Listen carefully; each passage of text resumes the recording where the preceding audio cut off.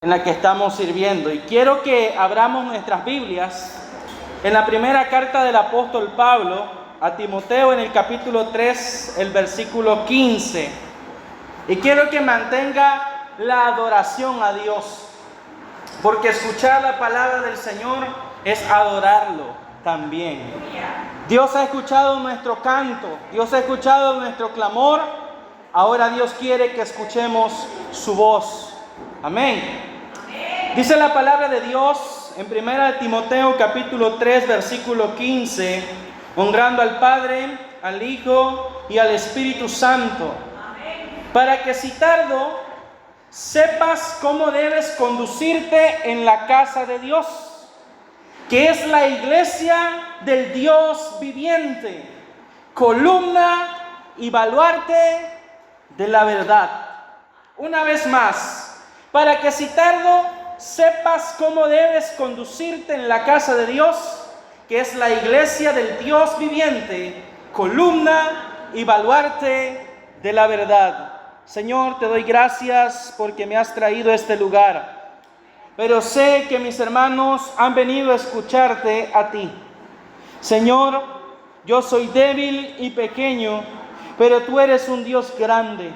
Tú conoces los pensamientos y las intenciones del corazón. Por eso te pido que sea el Espíritu Santo hablando eficazmente a cada vida, Señor, que ha venido a este lugar. Porque cuando tú hablas, Señor, todo fructifica. Cuando tú hablas, Señor, nuestras vidas son sacudidas y estremecidas y podemos contemplar tu majestad. Señor, toda la gloria es solamente para ti, en el nombre de Jesús.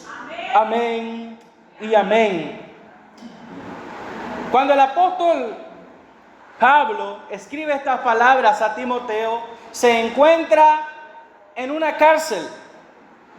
Pero a pesar de que Pablo está preso, Pablo está preocupado por la continuidad y la supervivencia de la iglesia del Señor, porque Pablo no desea que su trabajo sea en vano. Y por eso es que escribe esta segunda carta a Timoteo. Y si hay algo que nosotros podemos observar a simple vista, es que cada cosa que existe tiene una razón de ser. Un agricultor siembra para cosechar. Un maestro enseña para formar. Un médico ejerce para sanar. Pero si hay algo que nosotros tenemos que tener cuidado, es que cuando se pierde de vista el propósito para el que fue uno llamado, corre el riesgo inevitable de invertir toda su vida en aquello para lo que nunca fue su verdadera misión. Y lo mismo puede suceder con la iglesia. Porque en nuestros días muchos definen a la iglesia por su edificio, por sus programas, su música o sus actividades. Pero muy pocos se detienen a hacerse la pregunta que da cabida a nuestro tema. Y la pregunta que muchas veces se ignora es esta: ¿para qué existe realmente la iglesia? ¿Alguna vez se ha preguntado por qué Dios instituyó a la iglesia? ¿Por qué Jesucristo invirtió los últimos 40 días de su tiempo en la tierra a preparar a sus discípulos para poder liderar a un pueblo que él había de formar? ¿Todavía nosotros recordamos cuál fue la misión que el Señor nos entregó? ¿Nos hemos puesto a pensar por qué nosotros existimos como iglesia? Una de las preguntas de la filosofía es: ¿por qué existimos? Lógicamente nosotros como cristianos podemos responder a esa pregunta con seguridad. Nosotros existimos porque Dios nos creó. ¿Por qué pues creó Dios a la iglesia? ¿Por qué existe la iglesia? Y esa es la pregunta que nosotros vamos a trabajar a la luz del versículo que leíamos. Pero para poder nosotros tener una respuesta clara de por qué existe la iglesia, debemos entender algo. La respuesta a esta pregunta no comienza en el Nuevo Testamento. De hecho, desde los días de Moisés, Dios llamó para sí un pueblo, ¿no? ¿Cuántos se acuerdan de que en el Éxodo Dios sacó a Israel de Egipto? Dios libró a ese pueblo de la esclavitud y lo apartó, ¿para qué? ¿Qué dice Éxodo capítulo 19? Que Dios lo tomó sobre las alas del águila para hacerle un pueblo santo para Jehová su Dios. De la misma manera, pues, que Dios hizo en el Antiguo Testamento con Israel, a través de Cristo Jesús, el Señor ha establecido un pueblo. Porque aquel pueblo de Israel era solamente una sombra de una obra aún mayor. Pues Dios apartó a Israel para que viviera para su gloria y representara su nombre entre las naciones. Y cuando llegó el cumplimiento del tiempo, Dios envió a su Hijo Jesucristo para establecer un nuevo pacto por medio de su muerte y resurrección. Y todos aquellos que ponen su fe en Él son llamados a ser parte de su pueblo, al que en el Nuevo Testamento nosotros conocemos como iglesia. Amén. Entonces, venimos a ser el pueblo de Dios. ¿Amén o no amén? Somos el pueblo de Dios. Y a ese pueblo redimido el Nuevo Testamento llama la iglesia del Dios vivo. Y ese pueblo tiene a Cristo como su cabeza y Señor. Pero Dios no salvó a su iglesia para que simplemente existiera. La llamó con una misión, le dio una identidad y le otorgó un propósito claro. Por eso Pablo escribe en 1 Timoteo 3:15 que la iglesia es la casa de Dios, la casa del Dios viviente y la columna y baluarte de la verdad. Y estas palabras nos deben de recordar que la iglesia no está en el mundo por accidente, sino porque Dios le ha confiado una tarea que ninguna otra institución puede realizar. La Biblia dice que somos un pueblo singular, es decir, no hay otro pueblo como la iglesia del Señor.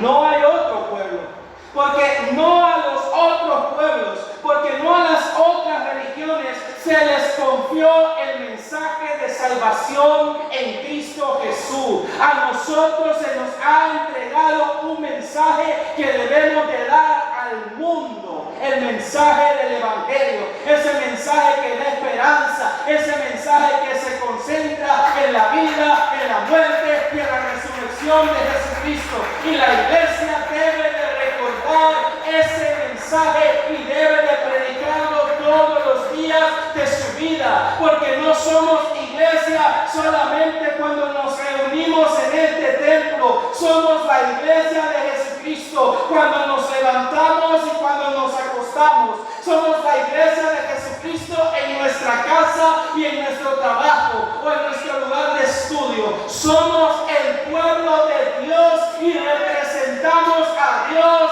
aquí en la tierra. Tenemos identidad. No estamos solos en el cumplimiento de esa tarea.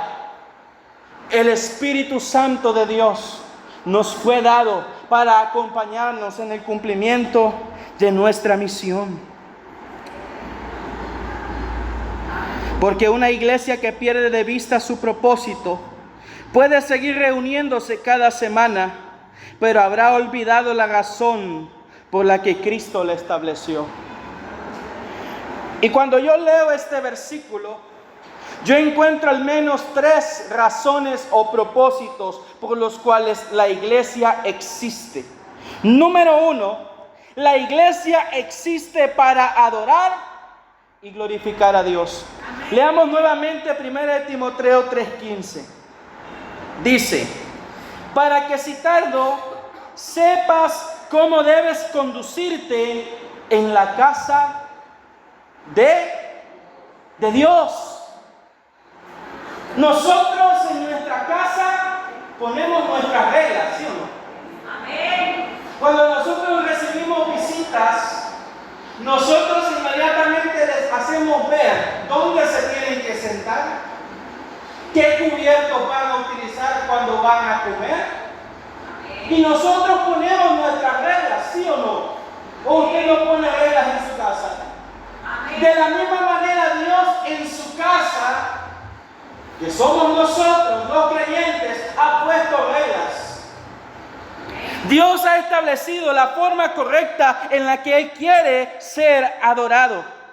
Pablo usa la expresión clara: la iglesia es casa de Dios y pertenece al Dios viviente. Y la expresión Dios viviente es una expresión que aparece también en el Antiguo Testamento, en Jeremías, en el capítulo 10, el versículo 10, dice: mas Jehová es el Dios verdadero, el Dios vivo y Rey eterno. A su ira tiembla la tierra y las naciones no pueden sufrir su indignación. Él es el Dios vivo. Nosotros no estamos adorando a dioses muertos. Nosotros no adoramos a estatuas de yeso. Nosotros no adoramos a estatuas de barro, ni de oro, ni de plata. Nosotros adoramos a uno que vive y vive para siempre. Y Él ha revelado cómo quiere ser adorado por su pueblo. Amén. En el Antiguo Testamento Dios estableció el tabernáculo, ¿sí o no? Y le dio a Moisés todas las instrucciones. Yo quiero que el tabernáculo tenga un atrio, un lugar santo y un lugar santísimo. Yo quiero que en el atrio esté el lavatorio de bronce. Yo quiero que en el lugar santo esté el candelabro. Yo quiero que esté la mesa de los panes de la proposición. Yo quiero que ahí esté el altar del sacrificio. En el lugar santísimo solamente estará el arca del pacto. Y habrá un velo que hará separación entre el lugar santísimo y el lugar santo. Y solamente el sumo sacerdote entrará al lugar santísimo una vez al año. Aleluya, gloria a Dios. Y los hijos de Aarón me ofrecerán el incienso. Y bueno, Dios establece todo. Usted puede leer los primeros 5 libros de la Biblia y va a ver que Dios es minucioso. Dios cuida todos los detalles. Pero cuando esos detalles se descuidaron, ¿qué pasó? ¿Qué le pasó a los 2 hijos de Aarón que ofrecieron fuego extraño? Murieron delante de Dios. ¿Qué pasó cuando David quiso trasladar el arca y en vez de que los levitas la cargaran, la llevaban en un carro nuevo llevado por bueyes? ¿Qué pasó cuando Usa quiso tocar el arca? Murió. ¿Y por qué murió? Porque Dios en ningún momento le mandó a David que llevara el arca en un carro guiado por bueyes. El Señor le había dicho a Moisés: los hijos de Leví, los hijos de Coat, llevarán el arca sobre sus hombros. Amén. ¿Y qué dice la Biblia? Temió David a Jehová aquel día. Por lo que el primer propósito de la iglesia y del que se van a desprender los otros 2 no es satisfacer las necesidades de los hombres, sino exaltar la gloria de Dios. Casa de Dios. De hecho, Pablo utiliza otra expresión similar en 1 Corintios capítulo 3. Dice: vosotros sois el templo del Espíritu Santo. Dios ya no habita en templos hechos por manos humanas. Eso es cierto. Sin embargo, nosotros, para poder adorar mejor a Dios como comunidad, hemos establecido estos lugares de culto y nosotros tenemos que con responsabilidad congregarnos para hacer la vida de iglesia. Pero nunca se nos debe de olvidar que donde el Espíritu Santo hace morada es en cada uno de nosotros. Es en nosotros que el Espíritu Santo quiere habitar y es a través de nosotros que el Espíritu Santo se quiere manifestar al mundo. Por eso Jesucristo dijo, el mundo no lo ve ni le conoce, pero ustedes le ven y le conocen, porque está con ustedes y estará en ustedes. La iglesia necesita recordar que fue diseñada para glorificar a Dios. El apóstol Pablo le decía a los corintios, si ustedes comen, si ustedes beben o hacen cualquier otra cosa, háganlo para la gloria de Dios. El apóstol Pablo también les recordaba en la segunda carta a los mismos corintios, porque nosotros hablamos delante de Dios y de parte de Dios. Iglesia Getsemaní en esta mañana, no olvides que fuiste creado para glorificar a Dios. Fuiste creado para agradar a Dios antes que a los hombres. Fuiste creado para la alabanza de la gloria del que vive por los siglos de los siglos. Porque nosotros podemos pensar, porque en nuestros días se ha hecho común pensar que la iglesia existe principalmente para ayudar a las personas, para brindar compañía o para resolver problemas. Que eso también se puede hacer, porque la iglesia está para hacer el bien en la tierra. Porque lo cierto es que esas cosas son importantes. La iglesia no puede olvidarse de los necesitados ni de los pobres. Pero la Biblia presenta sin duda una prioridad mucho mayor. La iglesia pertenece a Dios. De hecho, Dios diseñó a su iglesia para la alabanza de su gloria. Si no, lean conmigo rápidamente Efesios capítulo 1, el versículo 6. Efesios 1, 6. Dice la palabra del Señor: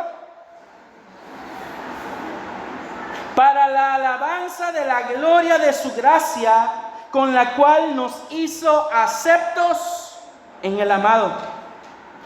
Para que entendamos ese versículo, leamos el 5. En amor, habiéndonos predestinado para ser adoptados hijos suyos por medio de Jesucristo, según el puro afecto de su voluntad, para alabanza de la gloria de su gracia. Versículo 12. A fin de que seamos para alabanza de su gloria, nosotros los que primeramente esperábamos en Cristo. Versículo 14, que es las arras de nuestra herencia hasta la redención de la posesión adquirida para alabanza de su gloria. Y si usted lee con atención el capítulo 1 de Efesios, esos 14 versículos, notará que esas 3 veces que aparece esa expresión para la alabanza de su gloria está relacionado con cada una de las personas de la Trinidad divina. Porque el que nos predestinó para salvarnos en Jesucristo, para la alabanza de su gloria, fue el Padre. El que nos redimió y nos rescató de nuestros pecados por medio de su muerte y su sacrificio fue Jesucristo. Y el versículo 13 dice de que nosotros recibimos el Espíritu Santo de la promesa, que es la arra de nuestra herencia hasta el día de la redención adquirida para la alabanza de su gloria. ¿Se da cuenta? Los 3 que están involucrados en nuestra salvación reciben alabanza cuando su pueblo recuerda para qué fue diseñado. Desde la elección hasta la redención y el sello del Espíritu Santo, todo apunta a que Dios sea glorificado. Por tanto, la iglesia, como pueblo redimido, existe para proclamar sus excelencias y rendirle adoración con toda su vida. ¿Qué dice Primera de Pedro 2:9? Yo creo que todos se saben ese versículo.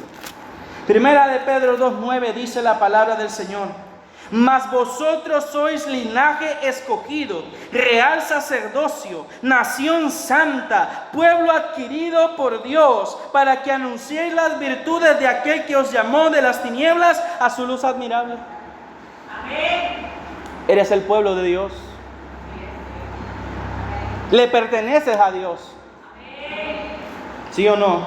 Amén. Le pertenecemos a Dios.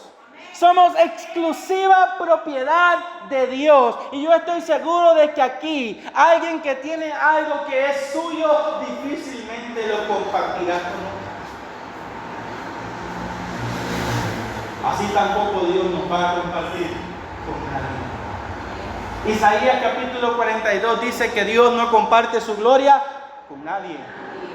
Y Santiago dice que el Espíritu que Él ha hecho morar en nosotros nos anhela celosamente. Por eso, cristiano y cristiana que estás en este lugar, recuerda, le perteneces a Dios. Cuando estés a punto de caer en el pecado, recuerda, le perteneces a Dios. Cuando estés a punto de hacer algo que a Él no le agrada, recuerda, le perteneces a Dios. Él es su exclusiva propiedad. Él te ha comprado con su sangre preciosa. Te ha redimido para que ya no sigas viviendo para este mundo, sino para que vivas para el mundo venidero, para la gloria venidera, para la alabanza de su gloria. Recuerda, fuiste diseñado para cumplir el propósito de Dios en la tierra. Para eso fuimos creados. La iglesia debe glorificar a Dios, debe adorar a Dios, pero solamente la iglesia glorificará a Dios permaneciendo en la verdad. Dice Pablo en nuestro texto que la iglesia del Dios viviente es columna y baluarte de la verdad. ¿Qué significa columna y qué significa baluarte? Bueno, la columna es lo que sostiene y exhibe al edificio. Esta estructura tiene columnas.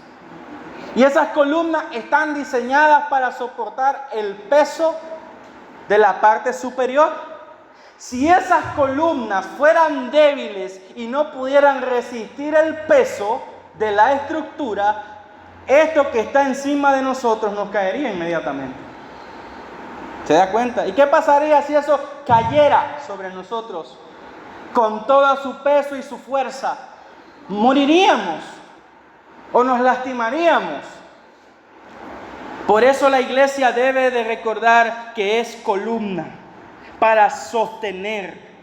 Pero también la iglesia debe de recordar que es baluarte, porque el baluarte es una estructura defensiva que sirve para afirmar y proteger. Por tanto, la iglesia tiene la responsabilidad de conservar fielmente la doctrina revelada por Dios y defenderla frente al error. ¿Estás defendiendo la verdad? ¿Conoces tu doctrina? ¿Conoces al Dios que estás adorando? ¿O estamos como los griegos cuando Pablo le dice, y yo sé que ustedes son muy religiosos? He observado sus templos y en uno de sus templos, allá al fondo, encontré una inscripción que decía al Dios no conocido. ¿Y qué les dijo Pablo a los atenienses? A ese Dios que ustedes adoran sin conocerle es al que yo os anuncio, al que hizo los cielos y la tierra. ¡Aleluya! ¿Sabemos quién es Dios? ¿Amén? ¿Qué pasó cuando Moisés subió al Sinaí y se dilató Moisés en el monte? ¿Qué hizo el pueblo de Israel? ¿Alguien se acuerda? ¿Qué le dijeron a Aarón? Este Moisés yo creo que se murió en el monte, vos. Yo creo que lo quemó el fuego porque no ha bajado. Y de ahí nosotros no tenemos Dios ni nada, no tenemos nada. ¿Y qué le dijo Aarón? Bueno, vamos a hacer un becerro. Y dice que le dijo, pásenme las joyas. ¿Cuántos andan joyas aquí? Pasen las joyas para atrás. Pásenme las joyas. Dice, vamos a hacer aquí algo, es lo que salga. Y Aarón le hizo un becerro. ¿Y cómo llamó Aarón al becerro? Jehová. Este es tu Dios que te sacó de la tierra de Egipto. ¿Se da cuenta? Lo peligroso que es adorar a Dios sin conocerle. Debemos conservar la doctrina revelada por Dios y defenderla del error. Por tanto, la adoración correcta implica comprensión correcta de quién es Dios, de la obra de Cristo. Y esta verdad recibida debe protegerse, resguardarse y defenderse. Porque en el momento en que esto se pierde, corremos el peligro de perder nuestra identidad como iglesia y brindar una adoración falsa. Así es. ¿Cuántos han visto en redes sociales que hay un grupo, un canal que se llama Generación Pentecostal? ¿Han oído alguna vez? Yo creo que los jóvenes sí. Exactamente. ¿Sabían ustedes que ellos niegan la Trinidad? Y que a todos los cantos que nosotros cantamos adorando a Jehová, al Espíritu Santo, al Padre, terminan cambiando la letra para hablar solamente de Jesús. Eso es una adoración falsa. ¿Qué hizo Satanás en el Edén? Tomó la palabra de Dios y la torció. Por eso la iglesia debe de conocer lo que cree y defenderlo. Judas capítulo 1 versos 3 y 4. Mira lo que dice Judas 3 y 4. Dice: amados, por la gran solicitud que tenía de escribiros acerca de nuestra común salvación, me ha sido necesario escribiros exhortándoos para que contendáis. ¿Cuántos tienen listos sus machetes ya? Aquí dice que hay que contender. No se refiere a eso. Dice, para que contendáis ardientemente por la fe que ha sido una vez dada a los santos. ¿Por qué razón? Dice el verso 4. Porque algunos hombres han entrado encubiertamente, los que desde antes habían sido destinados para esta condenación, hombres impíos que convierten en libertinaje la gracia de nuestro Dios y niegan a Dios, el único soberano, y a nuestro Señor Jesucristo. Debemos de conocer nuestra fe. Debemos de saber por qué Cristo vino al mundo, cuál era el propósito de venir, de hacerse hombre, por qué Cristo murió en la cruz, por qué Cristo tenía que resucitar, qué significa eso para nosotros como cristianos hoy. Nosotros tenemos que conocer eso bien, para que no nos engañen, para que no nos aparten de la verdad, para que no nos perdamos. Yo no me quiero perder. Yo quiero estar en la presencia de Dios cuando Cristo venga. Yo quiero estar en la gloria, tener la vida eterna. Quiero servir al Señor de la mejor manera y debo de defender mi fe con valentía. Porque un conocimiento correcto y una comprensión correcta igual a una adoración correcta.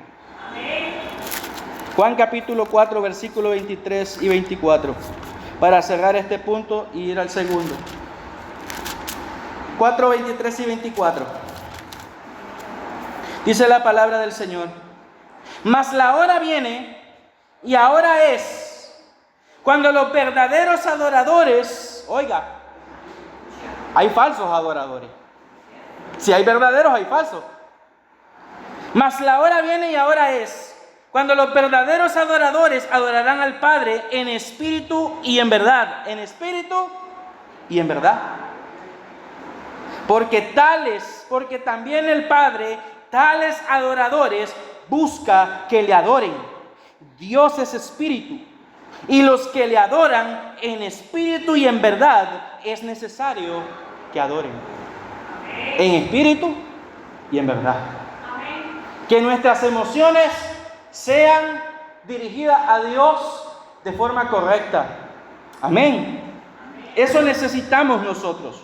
Una iglesia que descuida la sana doctrina terminará ofreciendo una adoración distorsionada, porque toda falsa enseñanza produce finalmente una falsa imagen de Dios. Por eso la iglesia glorifica a Dios cuando permanece fiel a la palabra, proclama la verdad sin compromiso y vive conforme a ella. Amén. ¿Quieres adorar a Dios de verdad? Conoce a tu Dios. Amén. Conoce a quien estás sirviendo. Maravíllate del gran Salvador que tienes y nadie te podrá jamás apartar de sus caminos. Y una adoración correcta nos llevará al segundo punto. La iglesia existe para ser discípulos de Jesucristo. Pero ¿cómo yo les voy a hablar a las personas de Cristo si yo no tengo la verdad? Si yo no conozco la verdad. Amén. Recuerden, lo primero, la iglesia fue diseñada para glorificar a Dios. Y glorificamos a Dios cuando cumplimos la gran comisión. Mateo capítulo 28, versos 19 y 20.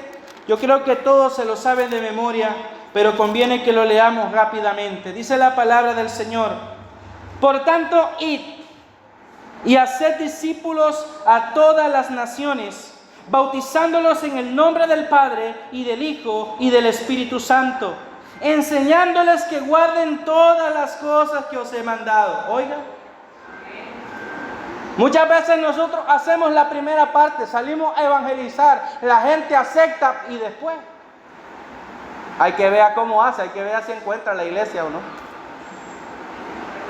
No, hermanos, no es solamente salir a la calle, no es solo que la gente acepte, hay que discipularla, hay que acompañarla, hay que visitarla, hay que traerla a la iglesia y hay que enseñarle todo lo que Cristo nos ha mandado. Y si hacemos esto, dice el Señor, he aquí yo estoy con vosotros todos los días hasta el fin del mundo. Amén. Amén. Si la iglesia glorifica a Dios y ha recibido la verdad, entonces es su deber proclamarla al mundo con valor y pasión. Pues predicar el evangelio del reino de Dios, cuyo centro es Jesucristo, es una tarea imprescindible para la iglesia. De hecho, el apóstol Pablo en 1 Corintios capítulo 9, versículo 16 dice: ay de mí si no predico el evangelio. ¿Sientes, hermano, la necesidad de predicar a Cristo? ¿Estás predicando a Cristo? ¿Estamos predicando a Cristo? ¿Estoy predicando a Cristo? ¿Es Cristo mi principal tema de conversación en mi círculo de amigos? ¿O estoy más pendiente del mundial de fútbol? ¿Del Miss Universo? Por poner ejemplos, ¿verdad? ¿Qué es lo que está abundando en nosotros? De la abundancia del corazón habla la boca. Si yo estoy lleno de Cristo, de mi boca saldrá Cristo. Amén. Porque el apóstol Pablo le escribió a Timoteo las siguientes palabras en 2 Timoteo 4, 1 y 2. Porque yo te encarezco delante de Dios y delante del Señor Jesucristo, el cual juzgará a los vivos y a los muertos en su manifestación y en su reino, y delante de sus santos ángeles, que prediques la palabra. Que instes a tiempo y fuera de tiempo, redarguye, reprende y exhorta con toda paciencia y doctrina. Y el apóstol Pablo le escribe a los romanos en Romanos capítulo 10, los versículos 14 y 15, lo siguiente: ¿cómo pues invocarán a aquel en el cual no han creído? ¿Y cómo creerán en aquel de quien no han oído? ¿Y cómo oirán sin haber quien les predique? ¿Y cómo predicarán si no fueren enviados? Como está escrito: cuán hermosos son los pies de los que anuncian la paz, de los que anuncian buenas nuevas. ¿Eres tú un portador de buenas noticias? Amén. Porque el hecho de que Dios nos ofrece salvación a través de Cristo debe ser la buena noticia por excelencia. ¿O hay cosas que pueden ser más importantes que Dios? Yo les pregunto, porque cada uno de nosotros conoce en nuestros corazones cómo estamos delante de Dios. ¿Qué tan comprometidos estamos con la misión que Cristo nos ha entregado? ¿Te identificas a ti mismo como cristiano en otros entornos fuera de la iglesia? ¿O nos estamos avergonzando de nuestro Señor? Porque yo no veo a ninguna otra persona fuera de la iglesia que no es cristiana tener una convicción o tener un pensamiento y avergonzarse de él.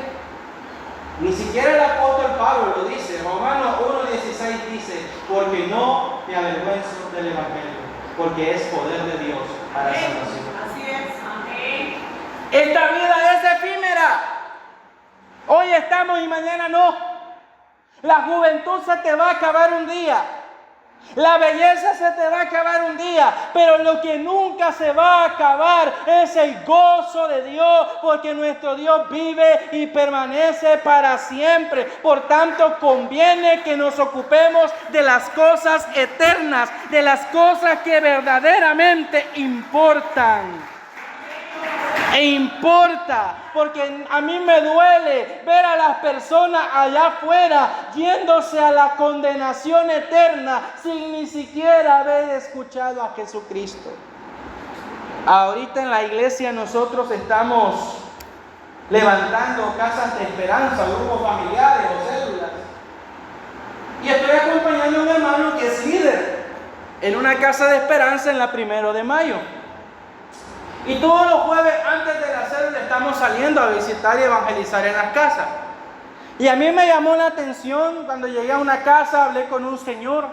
Yo comienzo, ¿verdad? Le leo la Biblia y esto y lo otro.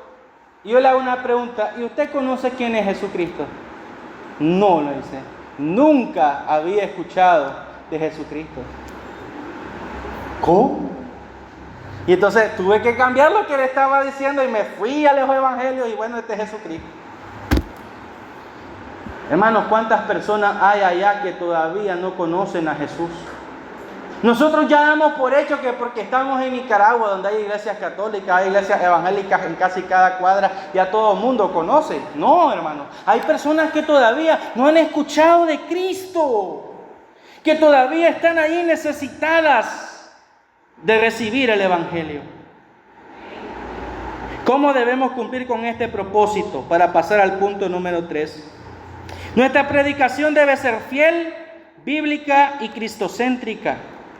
No por medio de persuasiones humanas ni con medios externos, sino con la verdad que nos fue entregada, haciéndolo con pasión y convicción de que Dios ha abierto un camino de salvación a través de Jesucristo. Porque la iglesia no fue llamada únicamente para reunir convertidos, sino a ser discípulos, ¿sí o no? Personas que conocen a Cristo, que obedecen su palabra, crecen en santidad y a su vez discipulan a otra. La evangelización es solamente un comienzo. El discipulado es el proceso continuo de formar seguidores maduros de Jesús. Y eso nos lleva al tercer propósito.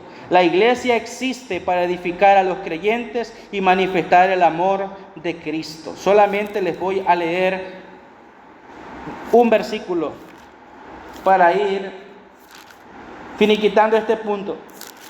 Juan, capítulo 13, versos 34 y 35, dice lo siguiente. Un mandamiento nuevo os doy, que os améis unos a otros como yo os he amado, que también os améis unos a otros. En esto conocerán todos que sois mis discípulos, si tuviereis amor los unos con los otros. ¿Nos amamos como hermanos? Porque el mundo nos va a observar y lo único que va a validar que estamos siendo discípulos de Cristo, que estamos siendo edificados y estamos manifestando el amor de Cristo, es que verdaderamente nosotros nos amemos. Y segunda de Pedro 3:18. Gloria al Señor. Segunda de Pedro 3:18. Aleluya. Segunda de Pedro 3:18 dice lo siguiente. Antes bien, creced en la gracia y el conocimiento de nuestro Señor y Salvador Jesucristo. A Él sea gloria ahora y hasta el día de la eternidad. Amén. Es un deber crecer. Y para crecer debemos ser parte de una iglesia local. Porque en la iglesia local tenemos pastores, tenemos líderes que nos van a enseñar y nos van a instruir con la palabra de Dios. Amén. Por tanto, a la luz de estos tres propósitos, quiero dejarle tres aplicaciones prácticas para que puedan recordar todo lo que les he dicho. Con respecto a que la iglesia fue diseñada para adorar y glorificar a Dios, debemos de preguntarnos, o debes de preguntarte, si tu vida y si esta iglesia están centradas en la gloria de Dios o en satisfacer los deseos de los hombres. Recuerden que una iglesia que abandona la verdad dejará de adorar correctamente a Dios. ¿Estás tú y está esta iglesia centrada en la gloria de Dios? Esa es la pregunta que debes hacerte. Con respecto a que debemos hacer discípulos, todo creyente, no solo la pastora, no solo los diáconos de la iglesia, todos ustedes, yo incluido, hemos sido llamados no solo a seguir a Cristo, sino también a llevar a otros a seguirlo. Si no estamos haciendo discípulos, estamos descuidando una parte esencial de nuestra misión. Creo que es parte de la visión de la iglesia y de la misión de la iglesia, hacer discípulos de Jesucristo, ¿sí o no? Entonces no estoy fuera del tema, ahí está. Cuando se nos olvide, quizás no se va a acordar de lo que yo le estoy diciendo. Mire esos muros, ahí está el mensaje. Somos llamados a adorar a Dios y a ser discípulos. Y número 3, con relación a edificar a los creyentes, no fuimos llamados a ser espectadores dentro de la iglesia, ¿verdad? No somos llamados a ser espectadores, sino miembros activos que sirven. ¿Cuántos están sirviendo en la iglesia? Porque no solo para el ministerio de servidores servir, todos somos servidores de Dios. Pero también para edificar y amar a sus hermanos, reflejando así el carácter de Cristo. En conclusión, hermanos, si queremos ser una iglesia fiel al Señor, debemos preguntarnos constantemente: ¿estamos glorificando a Dios? ¿Estamos haciendo discípulos y edificándonos unos a otros en amor? Porque si alguno de estos propósitos se descuida, estaremos perdiendo de vista la razón por la que Cristo estableció a su iglesia. Recapitulemos. ¿Para qué Cristo estableció a su iglesia? Para glorificar a Dios. 1. 2. Para ser discípulos. Y 3. Para edificarnos y para que reflejemos el amor de Cristo al mundo. Si estas 3 cosas permanecen con ustedes, Dios será glorificado y yo estaré tranquilo. Amén. Pónganse de pie.